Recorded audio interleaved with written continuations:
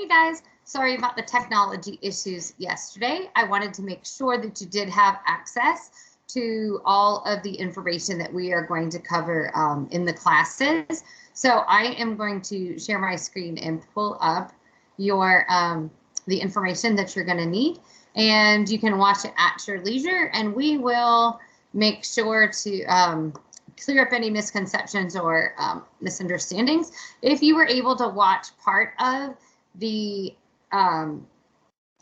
presentation yesterday, that is awesome. You can just skip ahead to the section that you did not see and continue from there.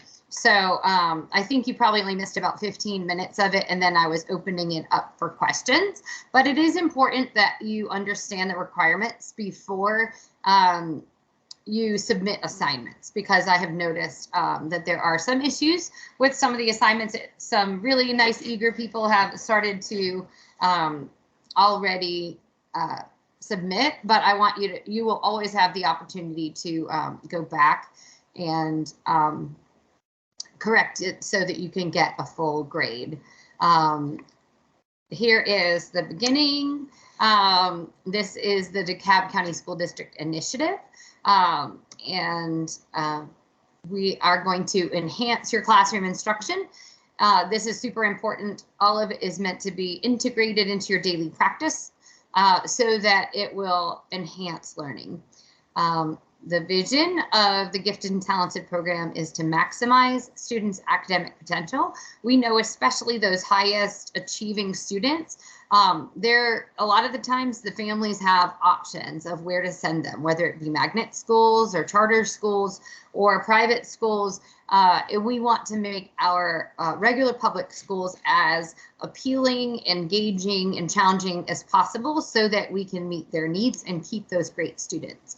The mission of our Gifted and Talented program is to support the teachers in educating gifted students, also in nurturing pre-gifted students, not a real word, but so that they can, I call them in my pipeline, so that we can encourage those students to develop the necessary skills, strategies, and abilities that they will score above the credentialed areas criteria so that they can meet the gifted eligibility requirements.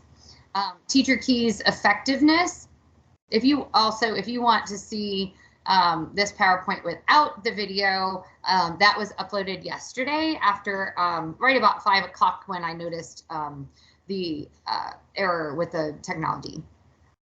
And all of the aspects that you are graded on are things that you are expected to do and will be graded on based on your teaching performance standards under teacher keys. So all of these are things that you need to show mastery of, and mastery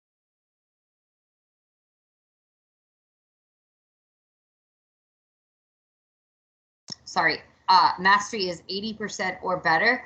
If you do not score an 80% on any discussion or journal entry, then you are required to resubmit that, make corrections obviously, and then resubmit that until you receive a score of 80% or better in order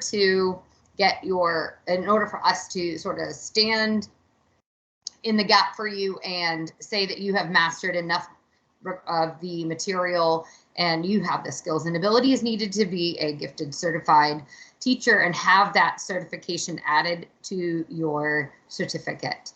There are 4 courses. I will be your instructor for all 4 of these courses. Nature and Needs is what is a gifted student. What are some misconceptions and myths that you may have thought about gifted students and what they really look like. Second course is Curriculum and Strategies. These are really fun and you get to explore lots of new strategies you can incorporate in your classroom. Methods and Materials is another great way to include new stuff in your classroom that addresses kids of all abilities, not just the gifted students. And the last is Measurement and Assessment, and that's critical in order to know what criteria is required to qualify for gifted programming and what we can do in educating other teachers on how we can foster the abilities and the perceptions of some of the teachers so that we can include all of the students that should be identified. Each of these courses is 7 weeks long, and the program is designed to be completed in 1 school year, which is fantastic because it doesn't carry over from year to year, and you don't have a lot of things hanging over your head. I do know, and I did see the comments, that there are several people who are already engaged in a very labor-heavy program, whether it be master's program, the letters training, another endorsement, or something like that. This is going to be tricky, so please reach out to me before things get too far so that we can help you budget your time and get all of the requirements completed. My job is to help facilitate your success, and I don't want to lose anybody. So I'm here to help you, and there's a lot of different ways that that can look. So please don't hesitate to reach out. I will give you my cell phone number in a clever message that you can text me if you have questions, and I'll call you. Just because I do work more than one job, so being available is sometimes tricky. But one good thing is work will not be assigned during Thanksgiving break, winter break, or spring break. Those are times we all need and earn those breaks. So you will not fall behind if you have commitments or family time during that. Please expect to spend about 5 to 10 hours a week on your coursework, because you'll need to read more than one of the articles. You need to read enough of the articles that we feel that you have done the job. Basic expectations include personal organization, academic integrity. Candidates should follow instructions and actively participate in the coursework in a timely manner. If you turn things in late, don't expect to get 100 unless we have made a specific adjustment based on some communication that you've had with me prior to the due date. It is your responsibility to contact Miss Beth if you have any life circumstances that impact your coursework, and you'll need to communicate those with me and copy your principal and Kristen Drake on the email so that we can all stay aware of what's going on and help you to get caught up as soon as possible. This program is obviously computer-based. It is not totally independent learning in that we don't just give you the requirements and say go. It is facilitated weekly. So if you go too far ahead, you're going to miss out on what the course has to offer. We do give you the requirements ahead of time, but I don't want people to go too far ahead. You'll lose a valuable portion of the course, which is the discussion component among the other classmates in the cohort, and that is required. So if you're putting 1 sentence reply to somebody 3 weeks ahead of time, it isn't going to get the grade that you want, because it isn't going to show that you were able to interact with your students. Canvas is how this course is being delivered, and this will help transfer to your classroom and benefit your students. I use Canvas in the class with my elementary students as well, and they think it's hilarious that they can message Miss Rich when they have something to say, or it's super helpful when I have a doctor's appointment and I'm not going to pull my kids out for resource that day. They already know ahead of time, but I send them a message in Canvas with a link to their assignment that they have a paper copy of in their folder, so they can visibly check in and see what they're supposed to do that day. It just makes them feel like they don't miss me as much, but it'll be great to transfer that skill to your class interactions and experience. This is how you access the modules. You'll go to Canvas, go to Home. You probably have already done this in order to get to the syllabus. Our first course is the Getting Started. Upload your certificate. This is the required session that we had yesterday. The second portion of that is what I'm doing now, just to make sure everyone is on the same page. This is the Georgia Professional Standards Commission approved professional educator prep. And a lot of what we have to do is collecting artifacts and evidence of mastery. And that is done throughout with big projects for one for each course. Also, we as a professional, let's scoot this over here, as a professional graduate level course, this is expected that your journal entries be at least a page long and done in the APA style. There are resources listed in the syllabus for course 1. We have actually taken the time to write out all of the sources in APA format for you. And then hopefully you'll have picked up the way that that looks in your citations and in your journal entries / essays that are due weekly. And you can do it yourself for course 2, 3, and 4. But there's also some great resources. This Purdue OWL website is awesome. There also is a professional library and Galileo. So when you're doing research for your case study or other information, there'll be a monthly password your media specialist should be able to tell you. But this month it is family. Weekly assignments are listed. The current week pops up first. And these are the readings for that week. So DeKalb County School District Gifted, like what is DeKalb County requirements?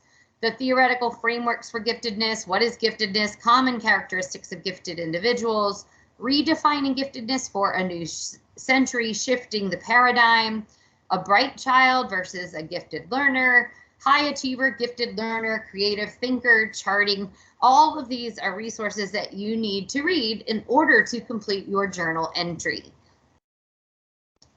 So this is the same thing, just written bigger. Your discussion prompts are due, your original post, by Wednesday. At midnight. You also will see other people's responses after your initial Wednesday post. If you don't post, you're not going to be able to see what other people have written. It will come up like this. Actually, right here we have G1 for gifted first course.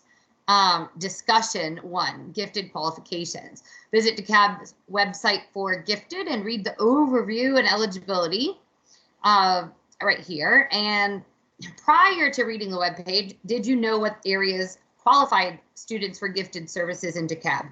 How could knowing these 4 areas impact your classroom? Okay, so your discussion question is not going to be, I did not know, and it will be helpful because now I know. So that is not a discussion. So I want you to show that you referenced the website, evidence that you have done the activity, and you can say, now I know you have to meet this qualification, the 3 out of 4 possible areas, and now it's actually 5 or 6, and that you can foster creativity and do other things in your classroom in order to encourage those students to develop some of the skills that they'll need to demonstrate. So your journal entries are an essay. You are going to summarize and synthesize the assigned readings and connect them to your classroom, to your, not this classroom, but to your everyday class that you're paid by DeKalb to do. You don't need to use direct quotes because that is not really showing me what you know. It's showing me that you referenced. The references need to be how that material can be used in your activities and coursework every day in your practices. So 2 or more references to course material. So those readings that I listed in the beginning you're going to need to reference at least 2 of those in how you're going to incorporate those in your class practices. It needs to be at least 1 page in length, 12-point times New Roman font. The attachment needs to either be in Word or an editable PDF format so that I can add corrections, comments, sticky notes, other communication with you about your writing. And you will title each journal exactly as stated in the week's assignments. The title has a naming convention. So G1 refers to gifted course 1. There's an underscore followed by a J for journal, and then the week number. This makes it easier to go back and track information with the data to make sure everyone is being successful. If you have questions about this, please don't hesitate to reach out. Obviously, standard like 1-inch margins. You could do single or double space, but you need, in order to do, it's going to need to probably be at least like 3 or 4 paragraphs long of information. So the at least 1 page is probably single spaced in order to say what you need to say to show mastery of the material. Each course has a big field experience or clinical practice or key assessment, some kind of archived product that we're going to have to submit to the Professional Standards Commission, and that we are going to do one with each course. You need to start early because it does sneak up on you. The courses are only 7 weeks long, so if you have a case study to do, you need to receive permission from a parent that you can do a case study on that child. You need to start collecting the data that you need for the case study, and then you need to allow yourself time to compile that into a PowerPoint and then a video.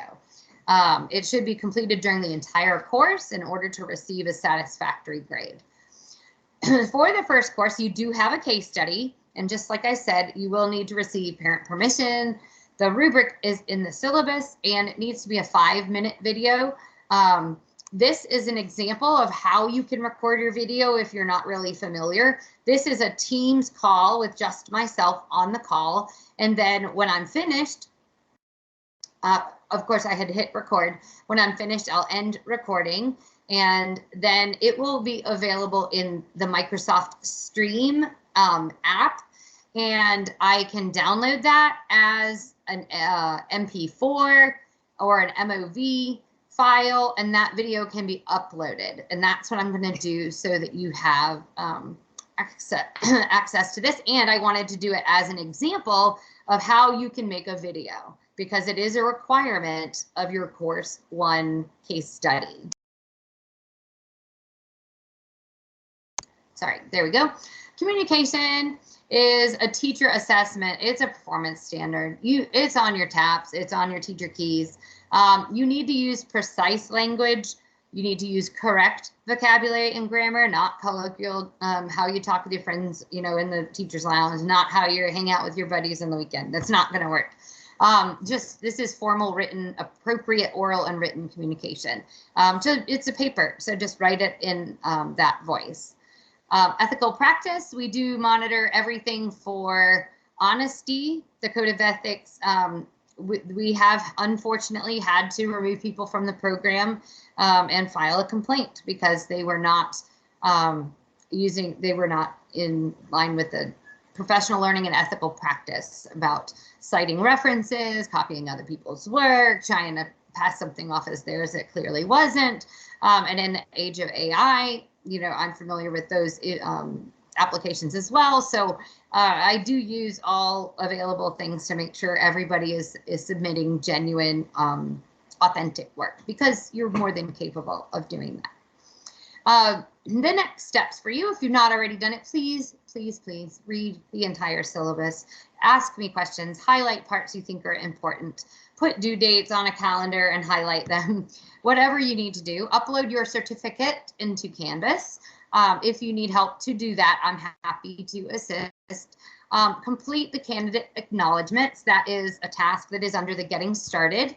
And then complete the first week's assignments and submit them by September 24th. That is Sunday. It is by midnight. If you have questions about it, do not hesitate. Also, your first discussion prompt will be due Wednesday, so that is tomorrow evening, and that is showing that you have done the that one is the look at the website for the gifted qualifications and comment about what you knew first and how that's going to help you in your classroom. That is due tomorrow evening by midnight, and then you will have until Sunday to comment on two other people's posts. Now, on your the discussion prompt is great. This discussion, sorry, the weekly discussion is graded.